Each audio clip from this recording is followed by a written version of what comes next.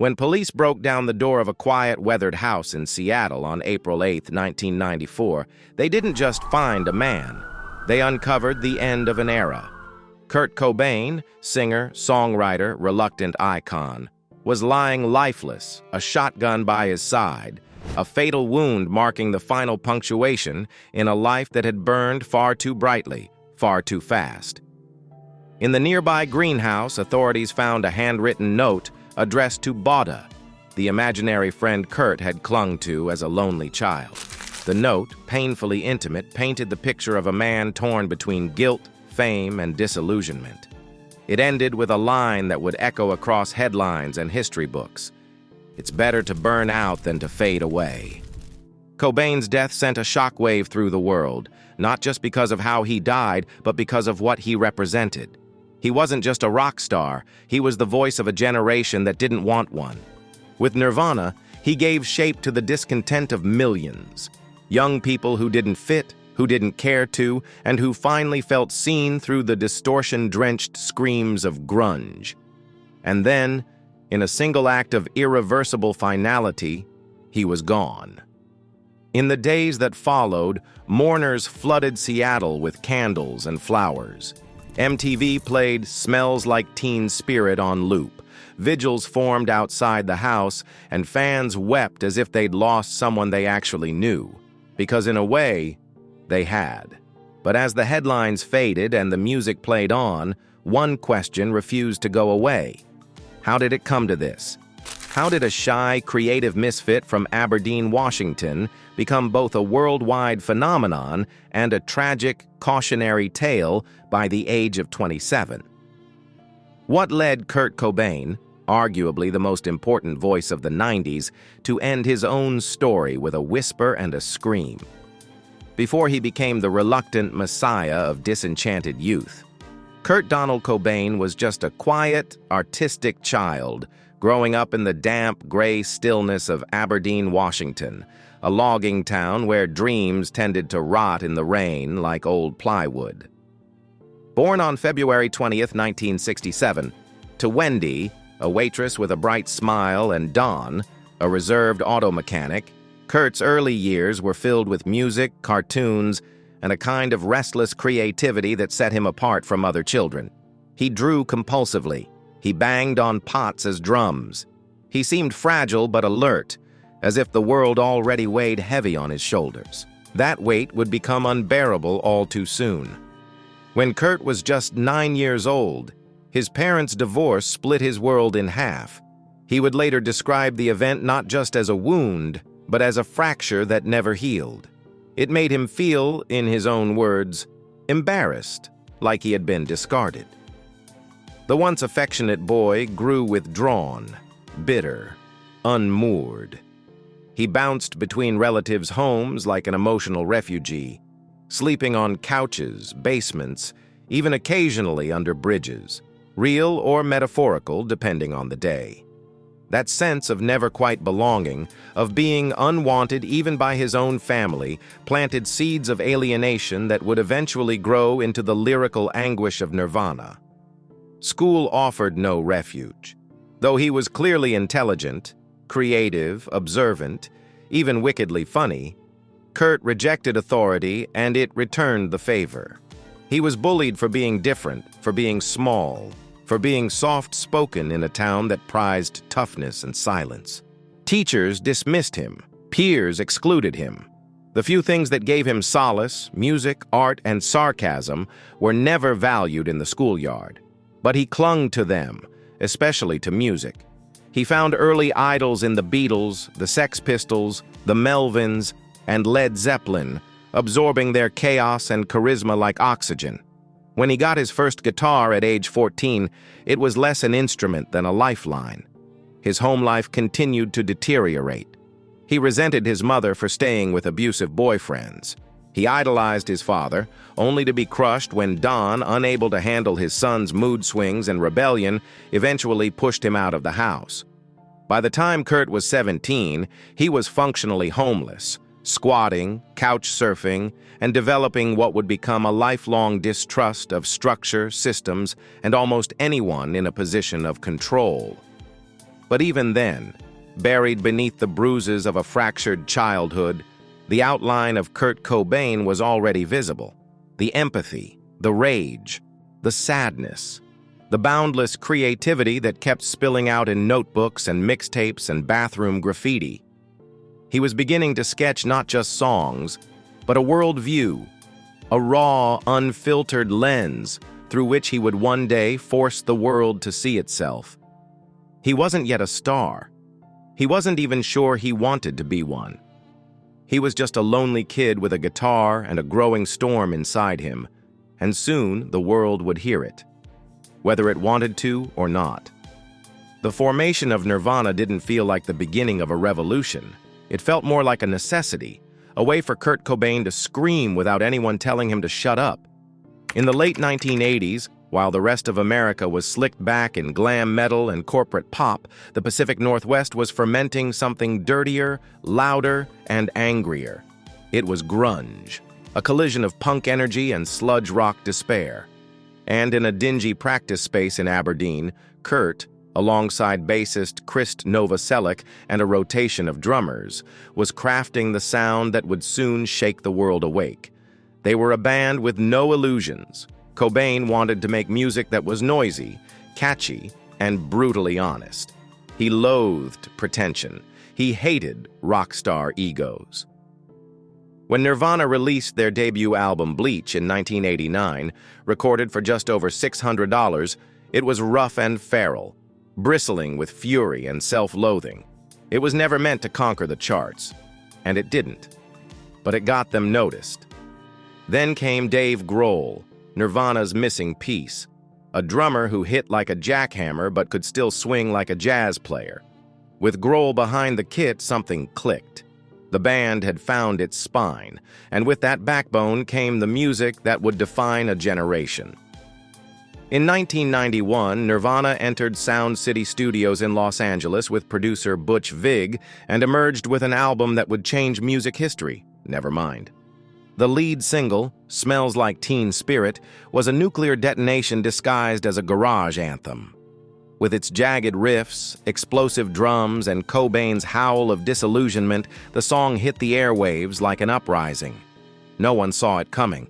Not MTV, not the record label, not even the band. Within weeks, the song was everywhere. Within months, it had dethroned Michael Jackson on the Billboard charts. Nevermind sold millions, and Kurt Cobain, scruffy, introverted anti-establishment, had become the most visible rock star on the planet. But fame was never what he wanted. "I'm too sensitive," he once said in an interview. "I need to be slightly numb just to regain the enthusiasm I once had." He didn't want the cover of Rolling Stone. He didn't want to be the spokesperson for Generation X. And he definitely didn't want an entourage or a stylist or an image manager. But those things came anyway. And no matter how loudly he screamed, the machine kept pushing him forward. While Nirvana toured the world, Kurt's body and mind began to buckle. The pressure was suffocating. He suffered from chronic stomach pain, the kind that no doctor could diagnose, and that left him in agony for days. He started using heroin, first, he claimed, to ease the physical torment. Later, to quiet everything else, the expectations, the voices, the fake smiles. "I'm not happy," he admitted during a rare moment of transparency, "and I feel horrible most of the time." Meanwhile, Nirvana's success only grew. Their follow-up album, In Utero, was a deliberate act of self-sabotage. Rawer, uglier, more confrontational. It was Kurt's way of saying, "This isn't a product. This is a pain." The label hated it. Critics adored it. Fans devoured it. Even when Cobain tried to repel the spotlight, it followed him like a curse. He wasn't a frontman anymore. He was a symbol, and it was killing him. In February of 1992, beneath a veil of secrecy and uncertainty, Kurt Cobain married Courtney Love in a small ceremony on a cliff in Hawaii. He wore green plaid pajamas, reportedly because he was too lazy to put on a tux, and she wore a satin dress once owned by actress Frances Farmer, a tragic figure Cobain often cited as a symbol of misunderstood genius and institutional betrayal. By then, Courtney was already pregnant with their daughter, Frances Bean Cobain, named after the visual artist Francesca Woodman. The wedding was strange and subdued, but it mirrored the couple's volatile connection. Raw, impulsive, romantic in a way that felt more self-destructive than sacred. To the public, they were the Sid and Nancy of the grunge generation. Chaotic, codependent, fueled by art, drugs, and an almost predatory media obsession. Cobain hated the comparison, but even he couldn't ignore the growing darkness in their union. The tabloids circled like vultures, especially after a Vanity Fair article published later that year accused Courtney of using heroin while pregnant. The piece, which included an infamous quote attributed to her, sent social workers to investigate the couple and nearly cost them custody of their newborn. Though Love later denied saying what was printed, and despite legal clearance to keep the child, the damage to Kurt's psyche was irreversible. He had always felt alienated. Now, he felt criminalized for simply existing. Heroin, which had once seemed to him like a sedative for chronic stomach pain he had described as like a burning, twisting knife, became a permanent presence. In a 1992 Spin interview, Cobain tried to downplay the drug's role in his life, calling himself a light user. But privately, those close to him watched the spiral quicken. His manager, Danny Goldberg, later admitted in his memoir that no one around Kurt fully understood the depths of his dependency or how much it had begun to consume his creative and personal life. In his journals, raw, erratic, and full of scratched-out lyrics and violent sketches, he oscillated between defiance and desperation, writing, "I hate myself and I want to die," a phrase he once claimed was meant as a joke, but later named a working title for In Utero. On stage, he could still summon a storm, screaming until his voice shredded, contorting his body like a marionette in distress. But backstage, he often looked like a ghost, eyes sunken, arms bruised, voice barely above a whisper. The European tour in early 1994 was a disaster wrapped in denim and distortion. In Rome, just weeks before his death, Cobain was found unconscious in a hotel room after overdosing on Rohypnol and champagne. Courtney told police it was an accident.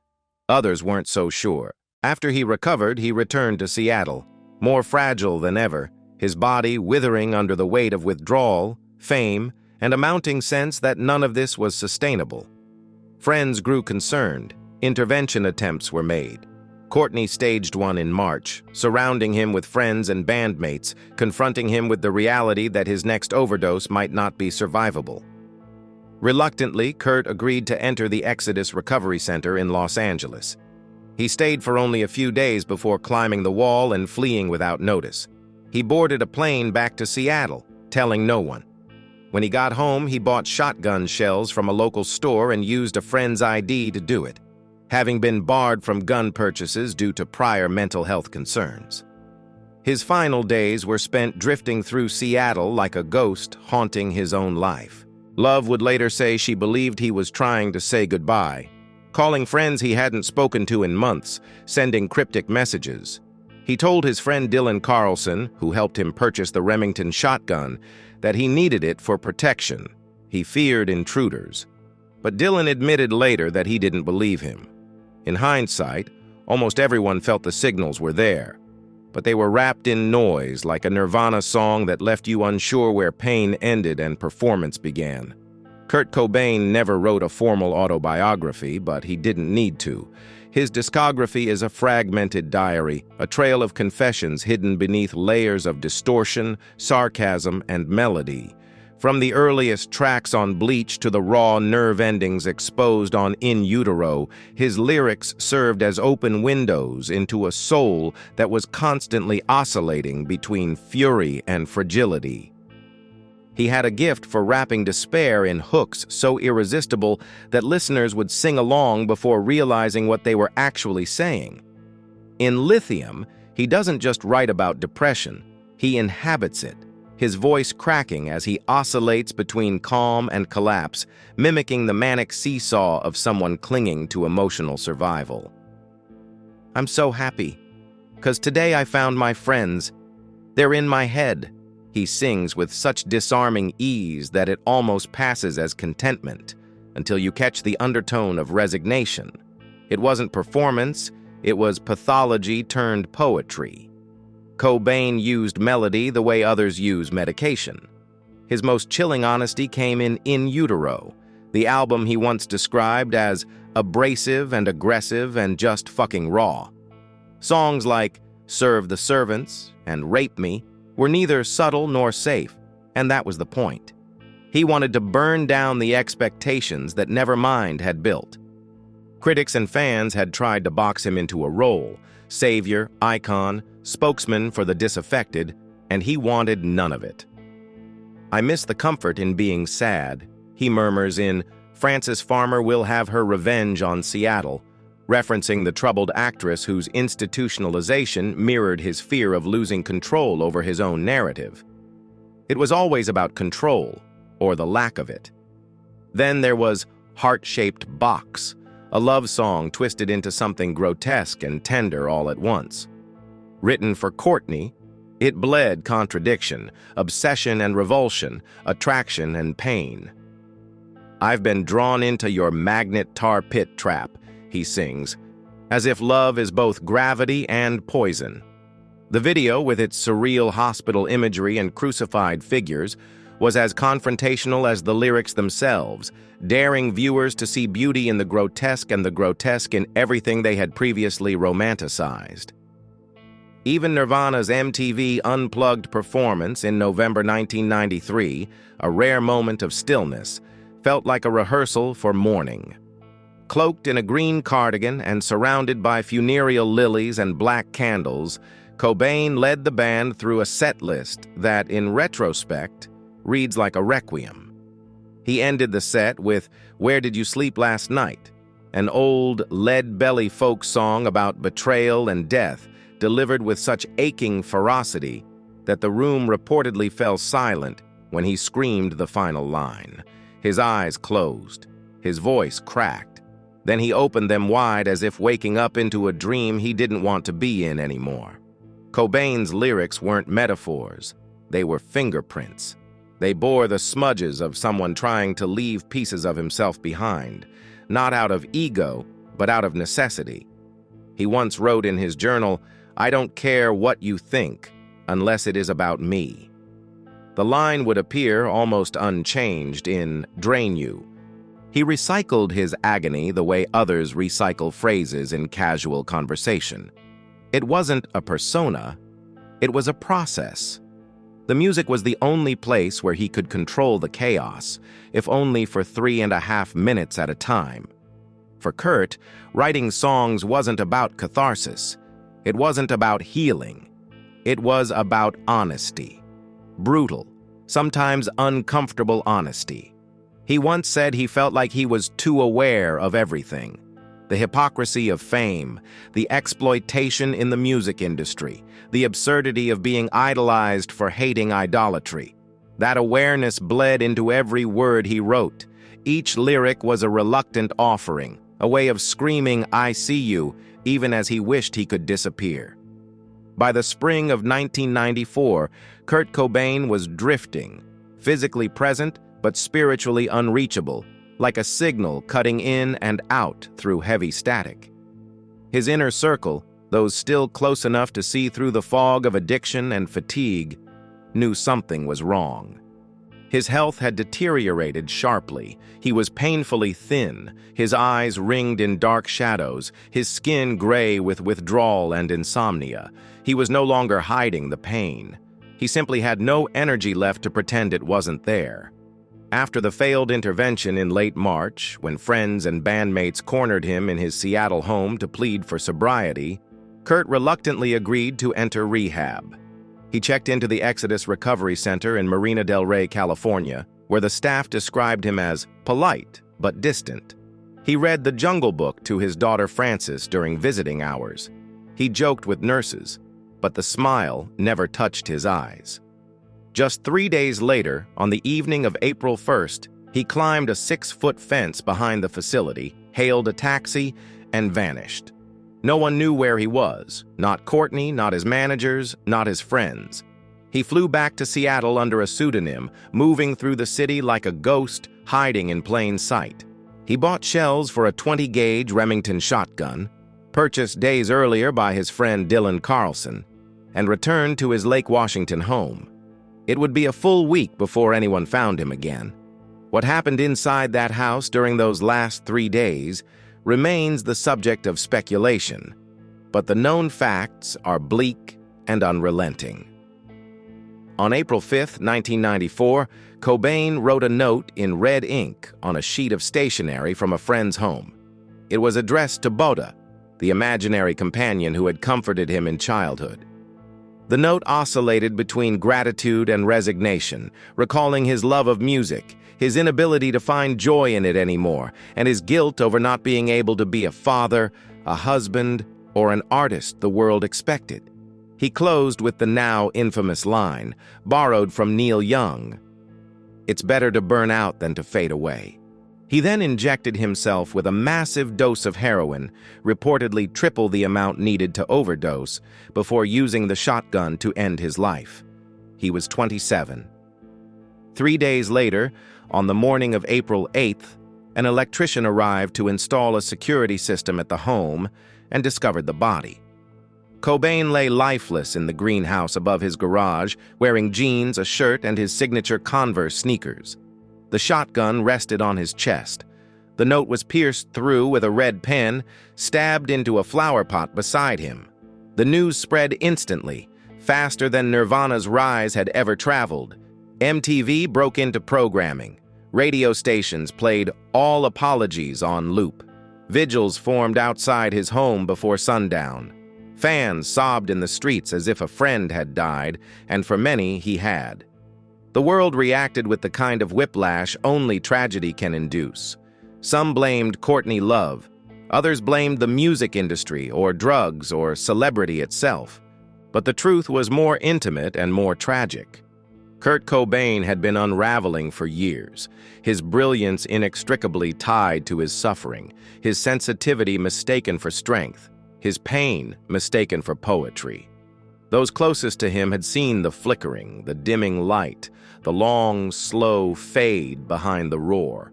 But even they hoped, perhaps naively, that the candle would not go out completely. In the days after his death, Nirvana's unplugged performance was rebroadcast again and again, that final whispered, "Where did you sleep last night?" taking on the weight of an epitaph. The cardigan he wore that night would become a relic, auctioned off years later for hundreds of thousands of dollars. But no object, no quote, no playlist could fill the absence he left behind. He was gone. The voice of a generation, silenced by the very demons he'd spent his life trying to name. Kurt Cobain never asked to be remembered. In fact, he spent most of his short life trying to disappear, behind a curtain of guitar feedback, behind his matted hair and oversized sweaters, behind the blurry detachment of drugs and distrust.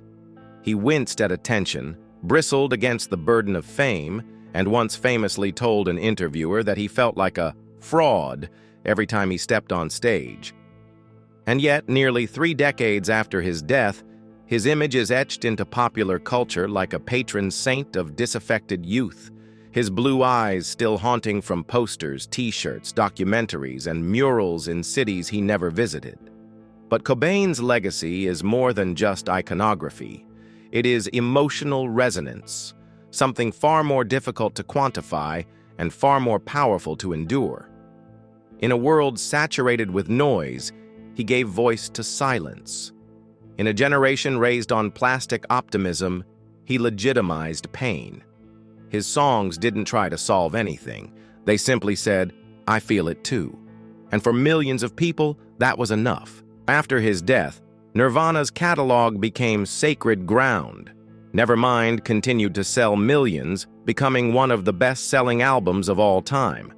In Utero, once dismissed as too raw, was reevaluated as a masterpiece. The MTV Unplugged session, recorded just months before his suicide, was seen as his farewell, a final gift wrapped in vulnerability and restraint. It would go on to win a Grammy despite, or perhaps because of, its aching, understated intimacy. But for those closest to him, the legacy was far less romantic.